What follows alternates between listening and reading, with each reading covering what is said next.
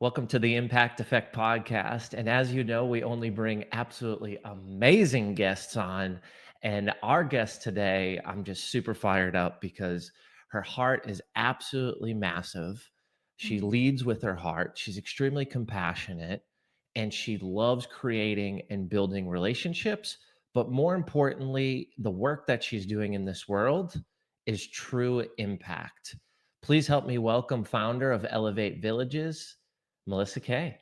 Jim Morris, hello. How are you today, sir? I'm wonderful. I am excited. We are going to dive right into it today. And as always, we ask every guest the same question to kick it off. How do you define impact and how do you show up in the world and provide positive impact today?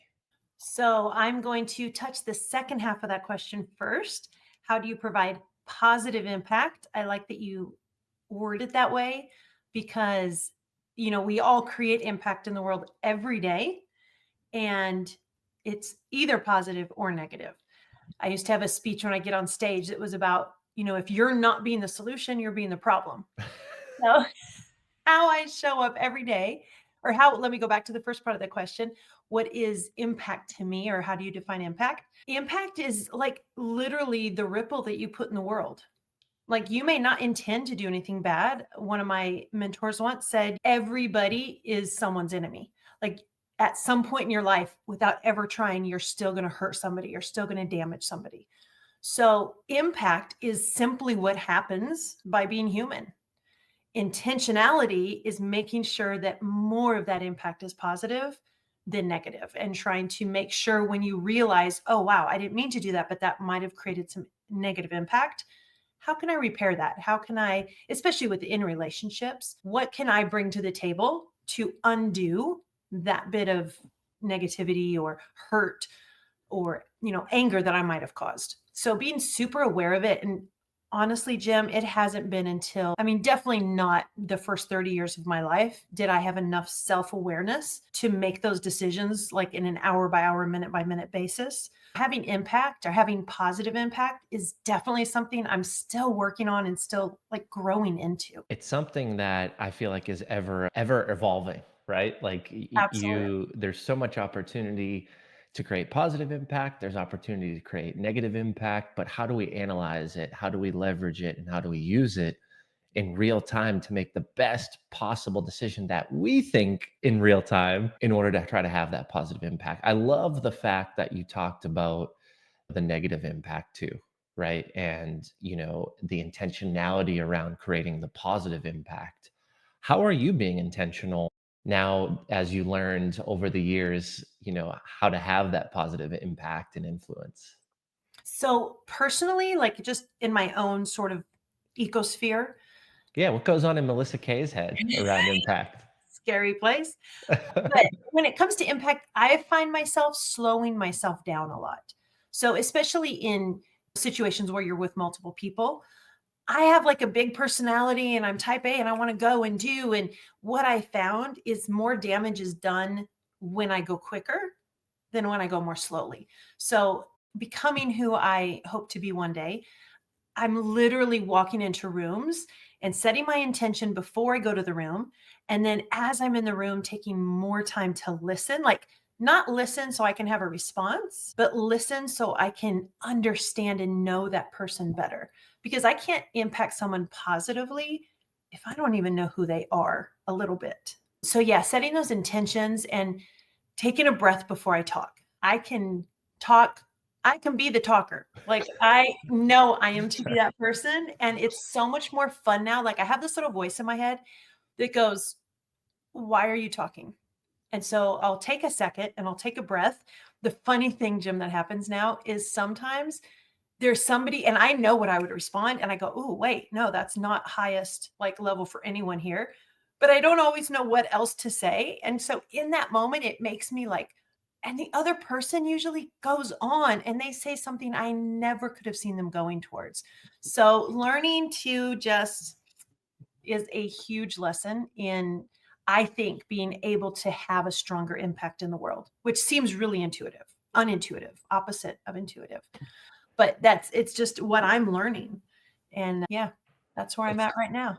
Sometimes I feel like you don't have to create the biggest splash to create the largest ripple, especially when Mm, you talk about impact, right? And how can we lean into what that intuitive approach of what we feel, what we believe, when it's right to talk, when it's not, and how do we slow down the mind, right? Because, yeah. I think when we lean into our heart, when we lean into that level of compassion, it's really our soul speaking. And sometimes our brain and our soul can be different, especially in cases of protection.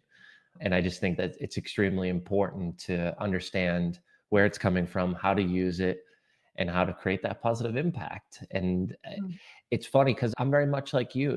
I always felt that I needed to say something, and maybe you don't feel that way, but I always did. And I always didn't want to lose it if it was a great ideation or a quick thought, and I wanted to get it out there. But then as I realize I'm actually winning in a lot of those situations because someone continues to develop a thought and it brings me down this new path that I wasn't even exploring.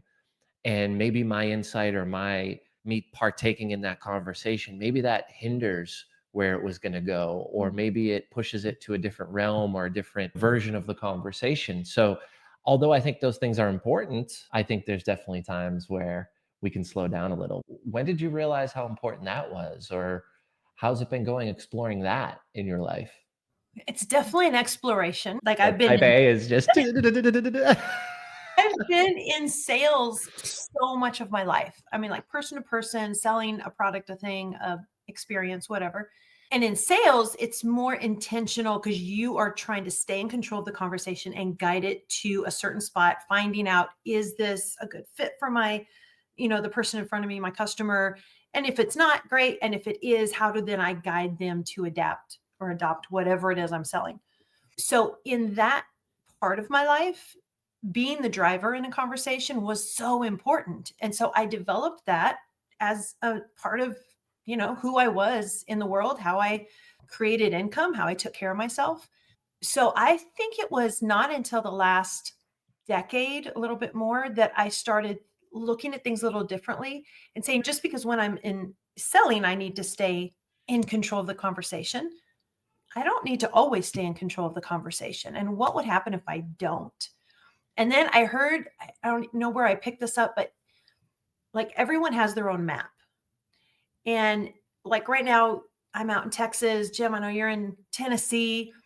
If I stood where I'm standing, looking at my map, and I told you how to get to Houston, would you ever end up in Houston?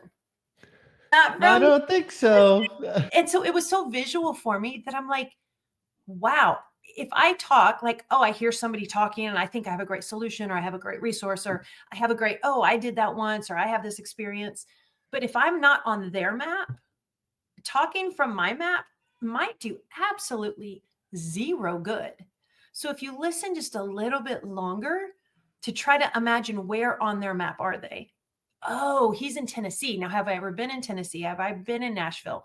I do. Now, a little bit. I'll never 100% be on your map. But now, if I'm trying to engage in a meaningful, intentional conversation by being more intentional to learn what your map is, where are you on your map? I can be so much more impactful on you in just a simple conversation because I'm not wasting time with things that don't matter to you or things that are irrelevant to you. They only feel good to me. So, yeah, learning to be on somebody's map or learning to care about their map, let's just go that far, has been, I think, a big step in my evolution of becoming a better listener and seeing the world outside of the Melissa's sphere. I want to see a wider world. I want to know what's going on for other people. I really do. My heart really does.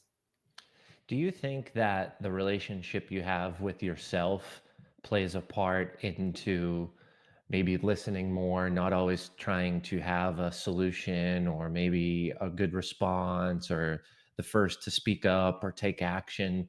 Do you think that you've developed a deeper relationship with yourself to not always have to jump in and give kind of those insights?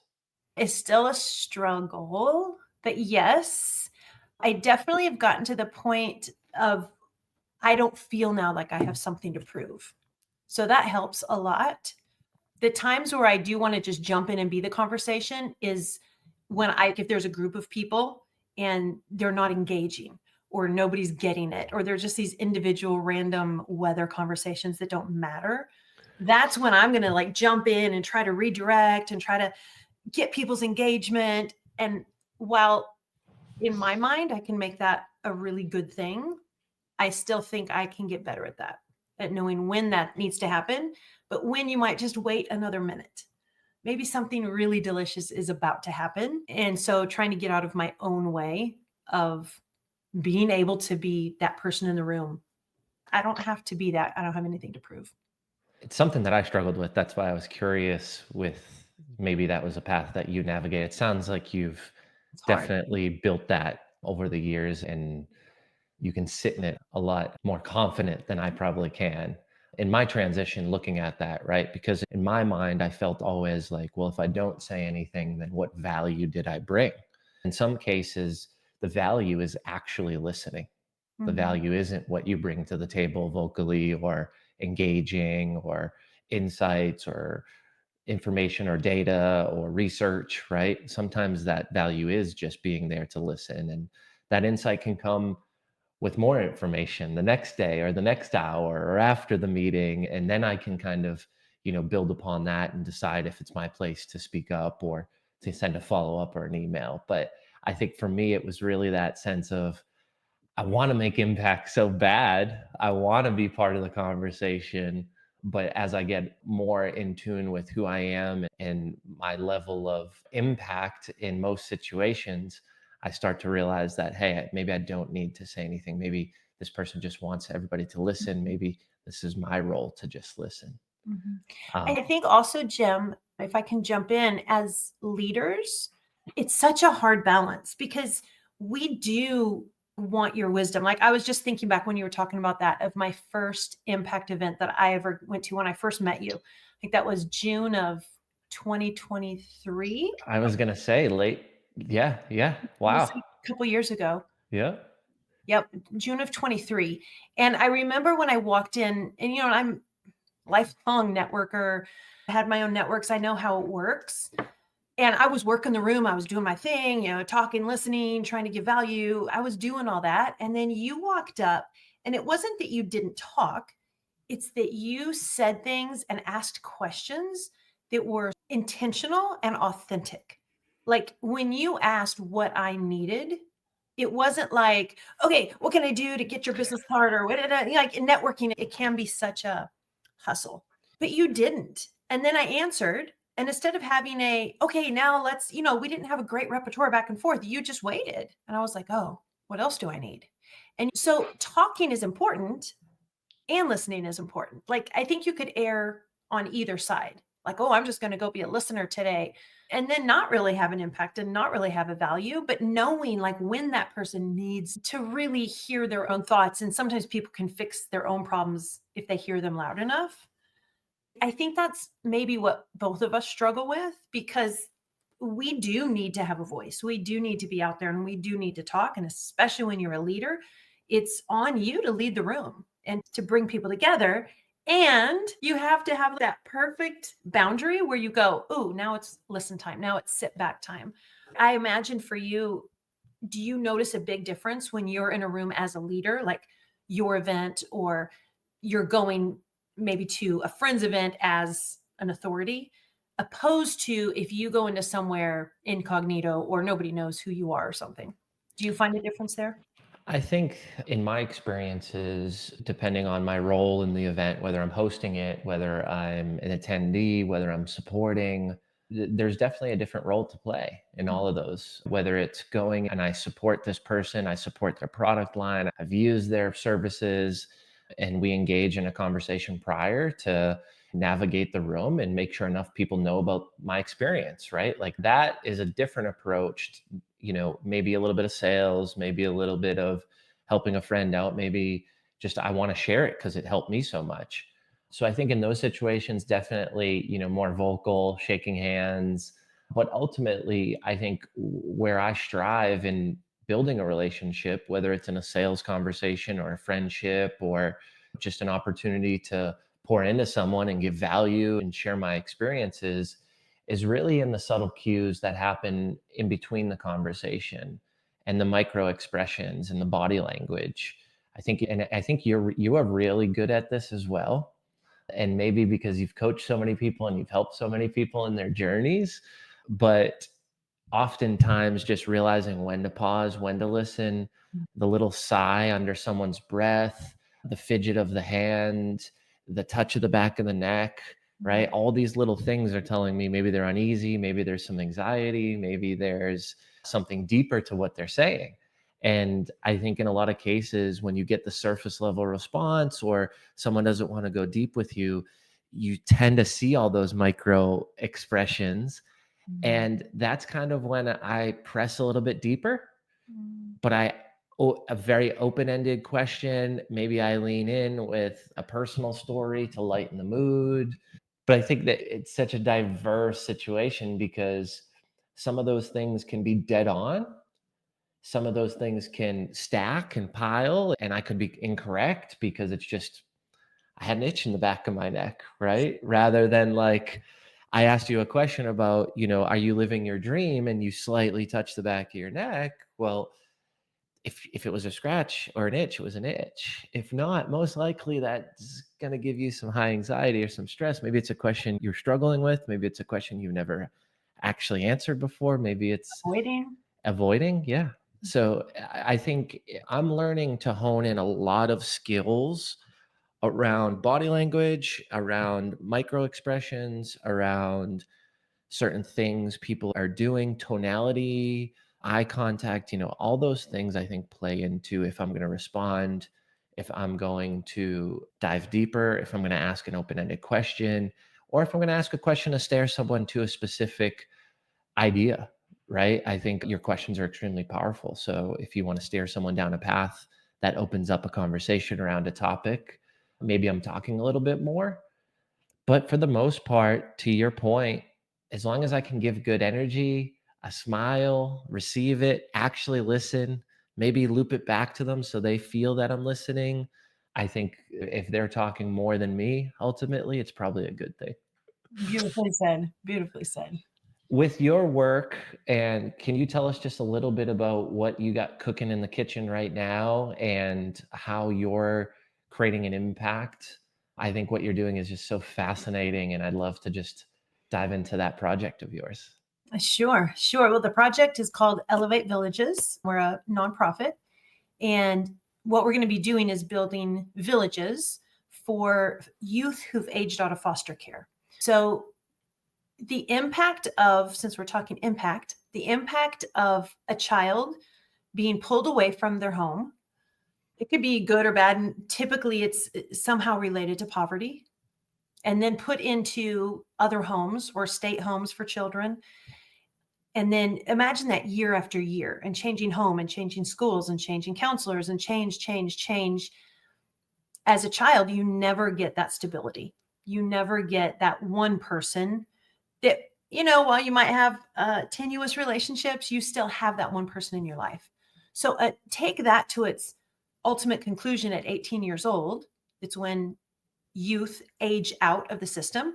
It means that they were never adopted. Their parents gave away parental rights probably years and years ago.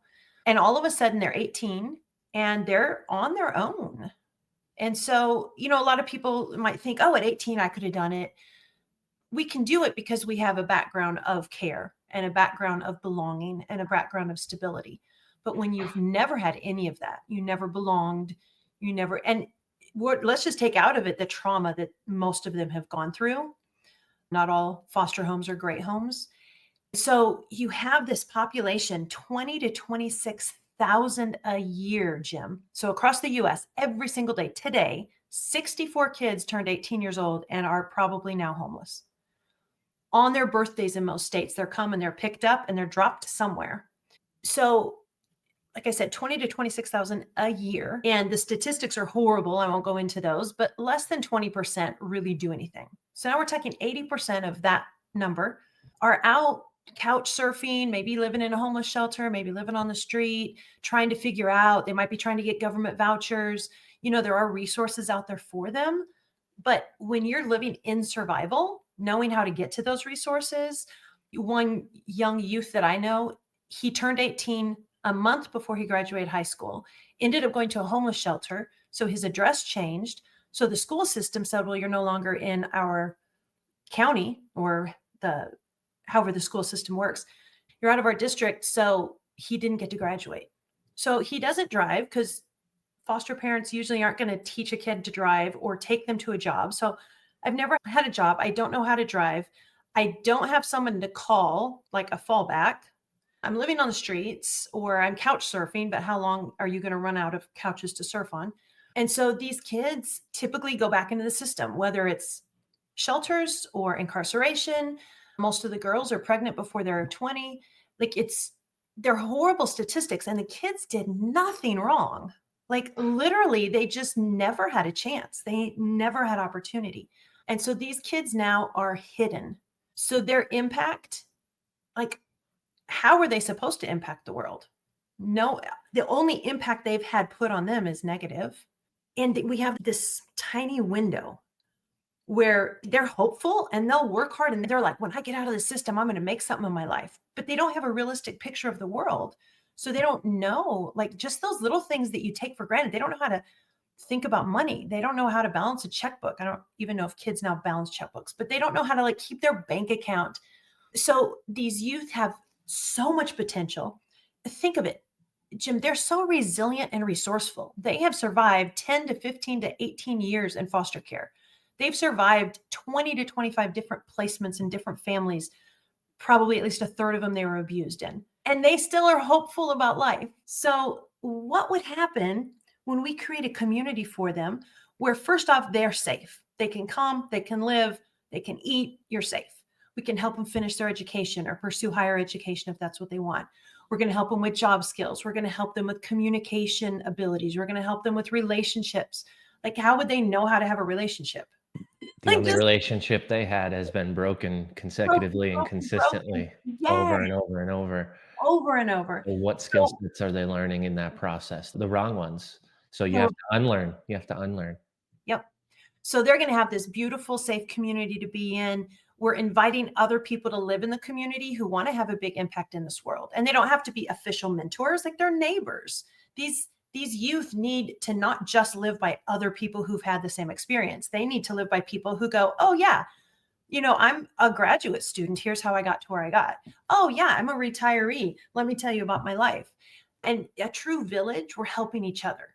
Maybe the foster youth can babysit for the young mother who's there, who has a job as a nurse, and she can help, with what happens when you have a cold. And so the way that the village is set up is very integrated into creating impact together as a small group, a medium group, and a large group. So they'll also learn in circles in leadership. And so the idea is that they become leaders of future villages. Lots and lots of layers to the villages, but we're just excited to get the first one going and then see how they expand across the country.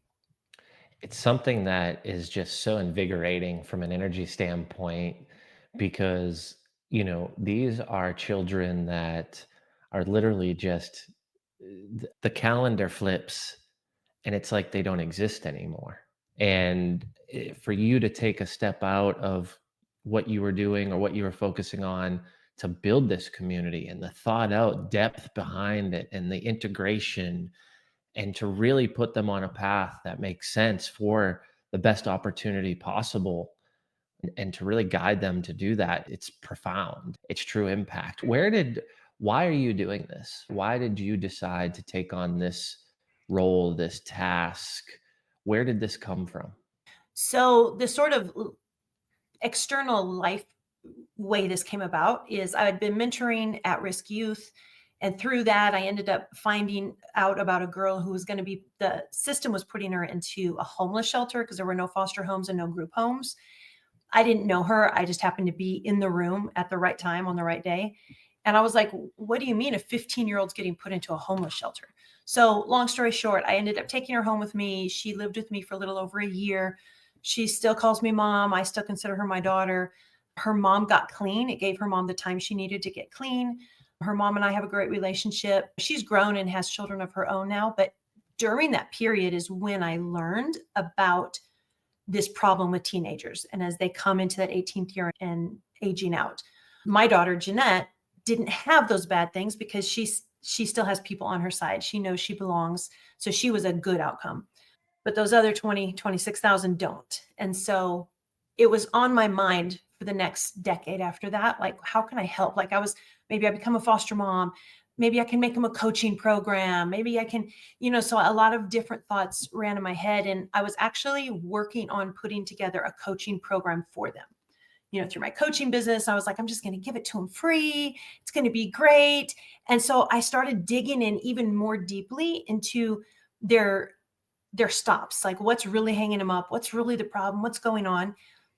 And I was about halfway into the research and I was just like, this is BS. They don't need coaching. They need a roof over their head. Like, they don't need coaching. They need to not find a gang to be a good solution today. They don't need coaching. They need to not get pregnant. They need to not feel that this boy loves me in this moment and now the rest of their life has different consequences. So then I was just like, I don't know what to do, because I wanted to do something and nothing seemed enough. And the more research I did, the more almost like I looked into some other nonprofits, what they were doing. And while, they have great hearts and some good things are happening, they're still just like a drop in the bucket. And so now I'm going to go into sort of the spiritual reason. So I was just sort of at this like impasse and I didn't know what to do. And lots of other pieces of my life weren't working. And one night I was just like, God, what do you want from me? And I went to bed that night, and at 3:12 a.m., I had a vision. Like, I don't mean to be too woo-woo here, but this is my story. I had a vision of this village and these youth and this training center. And it wasn't a dream, Jim. I promise you. Like, I woke, like when I finally awoke, I looked around the room because I thought someone was there. Like, it was so vivid, like watching a movie. And for like 2 days, I didn't really do anything. I was kind of in this like weird, what was that? And what am I supposed to do? And because I have a long history of business, my brain started putting together the pieces. And I was like, okay, it needs that and it needs that. And I have this skill to do that. And I know how to, engage somebody to do that. And after about a week, I had a 5-year business plan put together and I'm like, yep, this is what I'm going to do. And then that voice from the above was like, go. And I'm like, no, I'm not ready yet. There's lots of pieces. Go. And so I packed up my house, sold most of my stuff, got in the car and just started going and talking to people. And it had to happen that way, because or else I could have kept putting it off and putting it off and putting it off, because I will never be ready. There will never be enough resources. But the more I talk to people, the more I move around the country. And by August, hopefully we'll be out on our full tour where it's literally all day, every day, talking to people all around the country. It's such a huge thing and I can't do it myself. And I'm really clear that I need lots of other people holding up my arms and people holding up their arms so that we can give, it's called Elev8 Villages, because we need to elevate these youth. And it's not going to happen if we don't try things that have never been tried before. The system as is isn't working. The nonprofits that are there are great, but a lot of them, unfortunately, are just Band-Aids. It's just getting them to their next trauma, to their next failing, to their next place of not belonging. And I want these youth to not just belong and not just be safe. I want them to be able to step up into the greatness that they have in them, into leadership, into looking at this world. Like this is going to go far beyond my years. I imagine I will die in a village and the villages will continue long after I'm gone. So we're developing to where we're teaching the youth the skills to be thinking bigger. Think about, how can we make this a world that works for everyone? Like, this world works pretty good for the top 10% right now, but there's a huge amount of bottom that it doesn't work for at all. And so who better to solve those problems than people that were hurt by them? It's amazing. Your work, your passion, I can feel it through the microphone. I can see it in your expressions. And talk about that decision though. Can you dive into that moment where you just went and you just said, I got to go, and you went? Because that, you can say it now at the level you're at with confidence, and you survived it and you're here talking, and you know you're alive and life's okay, but like what was going on in your brain to make that decision? Can you bring us Um, back there in that moment? yeah. So I was giving myself 20 reasons why not to, like, oh, I can do this. Oh, I can do that. And it just kept being like that deep inner knowing that I knew what I had to do. When I looked back and the times when I was going to do big things in life, when you're busy at a job, you're busy creating something, you don't have time to delve into the thought and the energy that has to be there to make something like this go. And I knew I was like, well, you know what? Let me go back to sales. I had very recently gotten out of luxury car sales, which was very lucrative for me as a top salesperson. I was like, you know what? I'll just go back there. I'll continue selling that luxury brand and I'll just save all my money.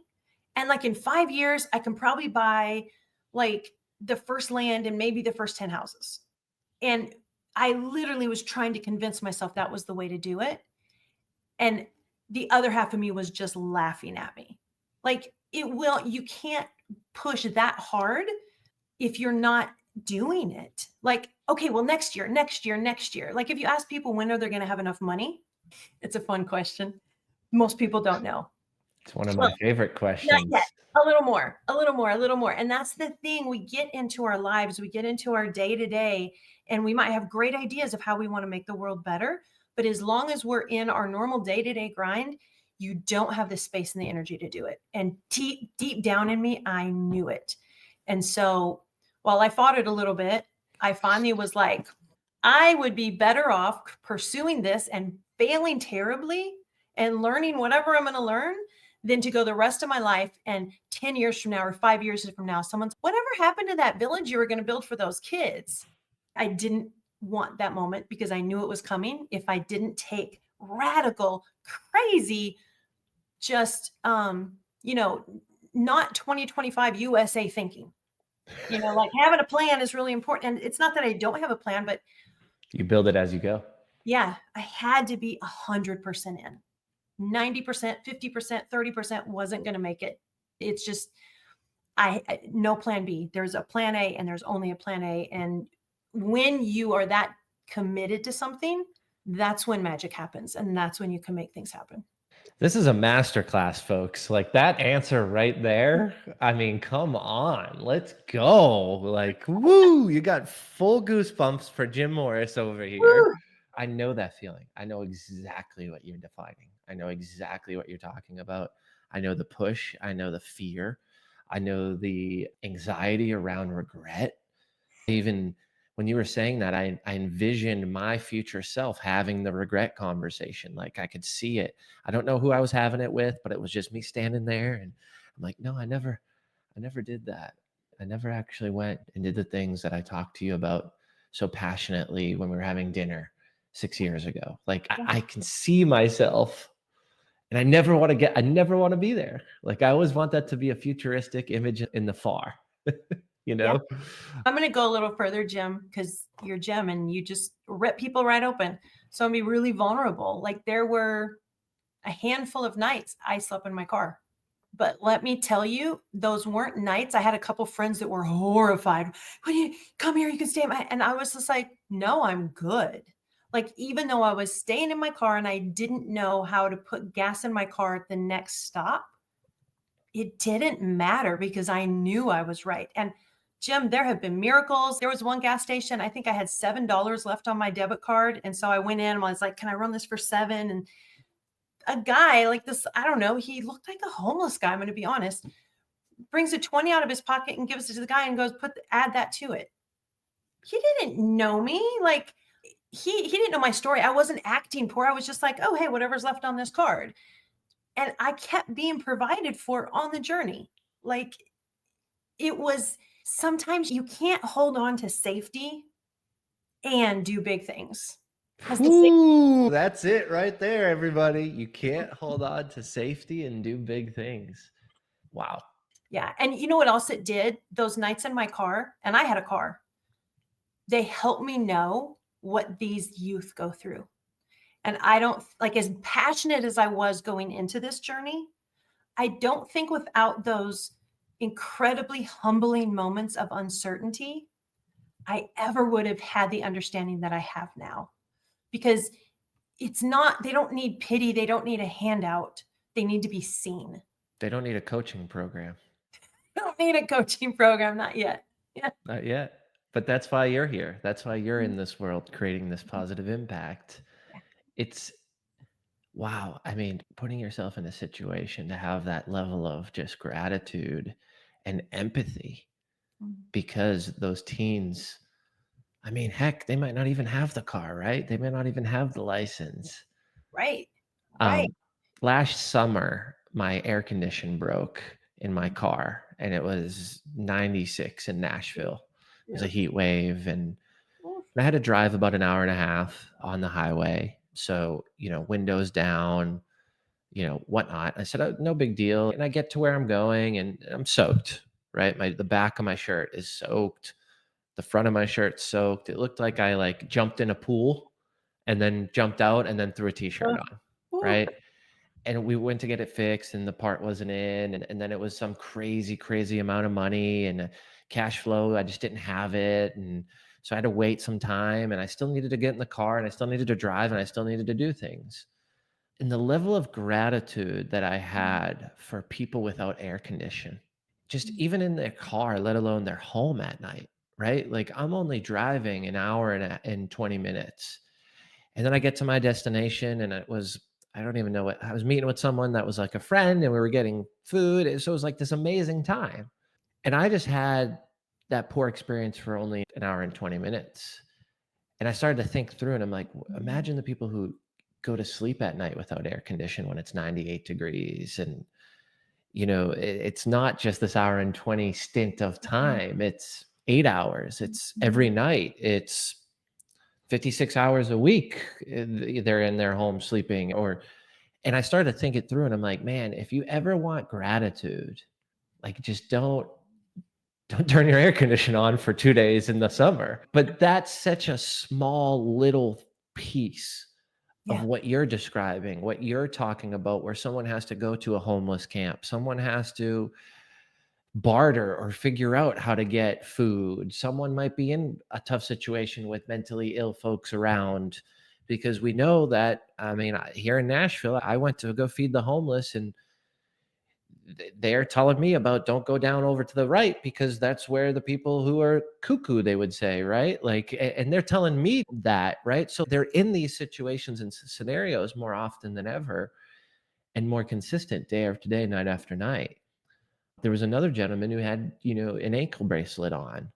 So, who knows what type of folks are in these facilities or these situations.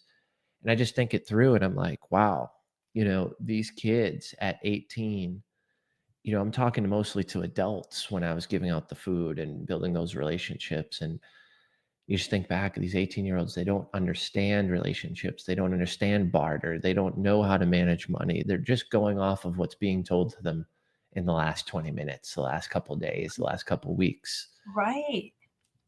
And I had a lifetime of experience behind me going through this, and people I could reach out to when I needed to. Like, I had all of that behind me. And you're right. They don't have that. And when you're in a survival mode, when you're in that day-to-day night, what am I going to eat?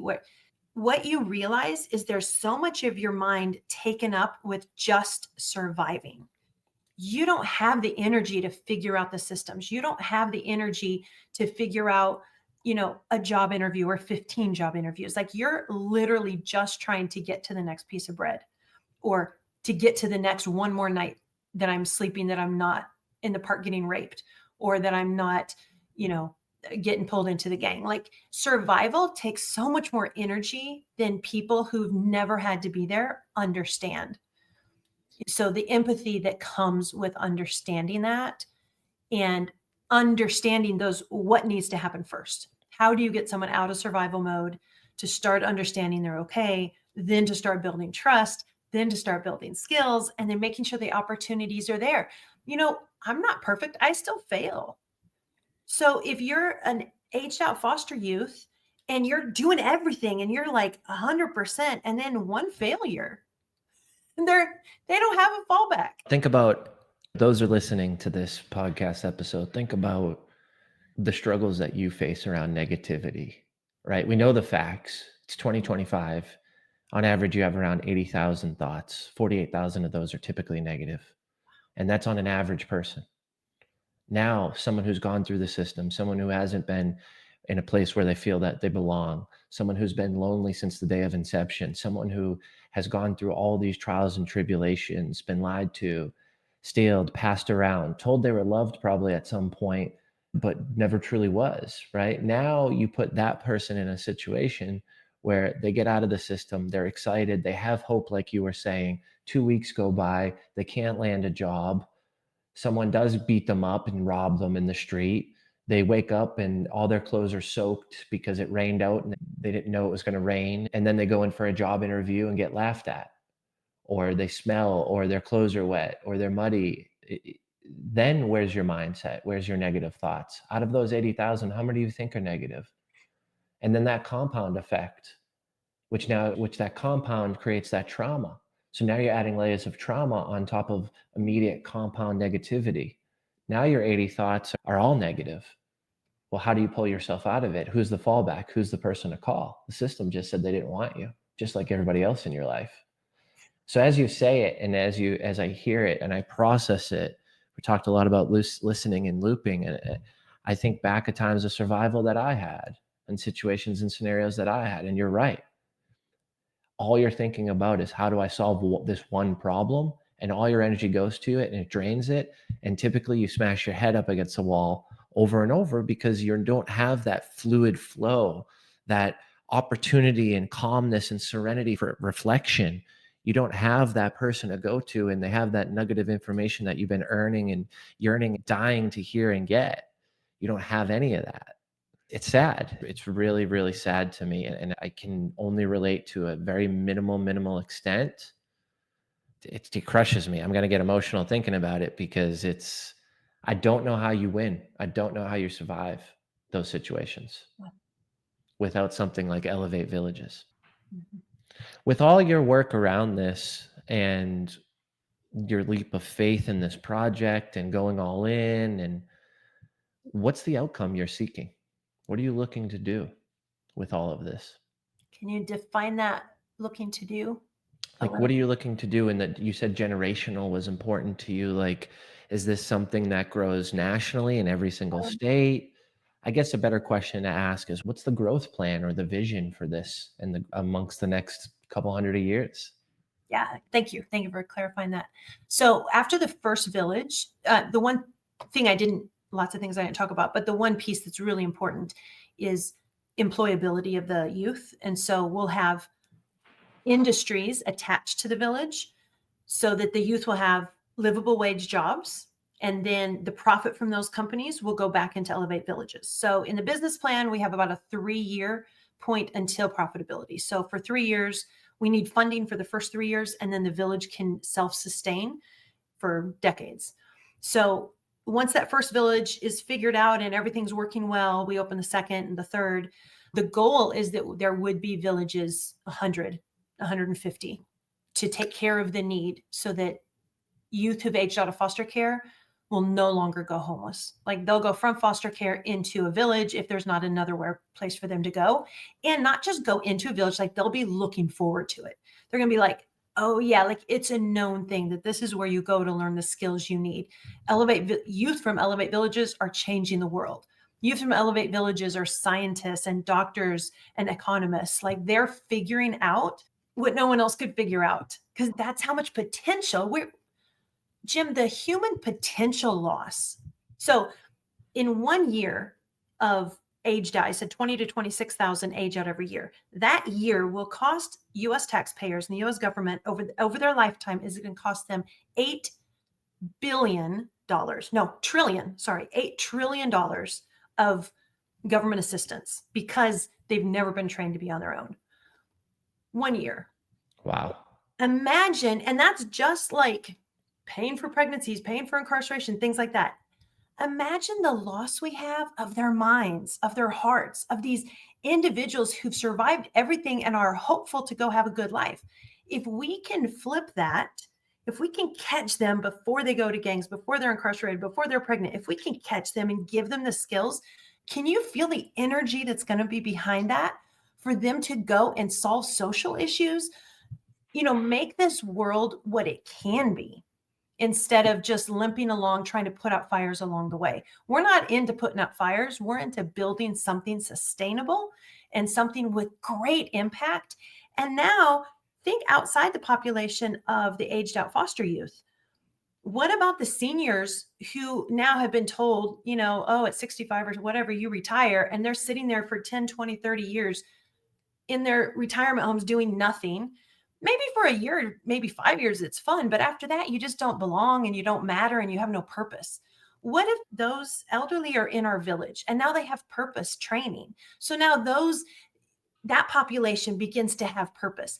And then what if we can build villages once we get this all figured out for immigrants or for those coming out of prison, for, homeless, that the older you are, so homeless issues, coming out of prison, those kinds of issues are a little bit bigger because they have adult years of trauma. For our youth, their brains are still developing. So we have between 18 and 21 where their brains are so pliable that even though they've had years of trauma, they can relearn and build new pathways. That's why it's going to be so successful to get them to be leaders and change agents. Now, let me back up a little bit. I'm not saying that every youth in our village has to be a leader and a change agent. There's plenty that we're happy if they decide they want to, manage the corner store and live in a house outside the village. That's fine. They know the village is their home. But we are going to have those leaders and those change agents. And I think we're going to have a higher percentage of them than lower. So yes, that's the big vision. That's the lifelong, long after I'm gone, more villages going up, more ways that this generation and their generations, I have to go back to that, will continue to make the world better. We're not saving them to go out and be rich. If they want to be rich, we will encourage that, but we're saving them so that they can save the world. Of all the babies born to these youth, 70% of them, Jim, will end right back up in foster care. So by now giving these youth something to live for and giving them the skills they need to be parents, my goal is that in 20, 30 years, maybe before I die, there won't be a foster issue.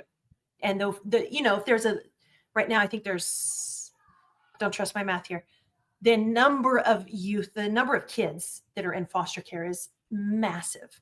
So if we can stop having that 70% going back and their kids going back and their kids going back, the foster pool can shrink to where it can actually be managed in a really humane way. So I'm not saying there would never be foster. I'm just saying there wouldn't be the numbers, so we can handle it much better than it's being handled today. Solve the problem right now. Teach them how to survive. Get them the food, get them the shelter, get them the essentials. Train them up on the skills. Educate them so they don't have these pregnancies that result in their children going into foster care, to ultimately stop the bleeding now, give them immediate assistance, and then ensure that it doesn't continue to bleed in the future, essentially. Yeah. Makes total sense. Fish analogy, catch them a fish, just give them a fish. Then teach them how to fish. Then teach them how to teach others how to fish. Then you want to talk impact. Imagine that ripple. Imagine that ripple times 100, times 1,000, times 20,000. Thanks for being here today. What a great conversation. I really appreciate your time and your heart. Yeah. And thanks for sharing the journey and the vision. And I'm excited to support you and watch Elev8 Villages continue to grow. Thanks again. Thank you so much, Jim.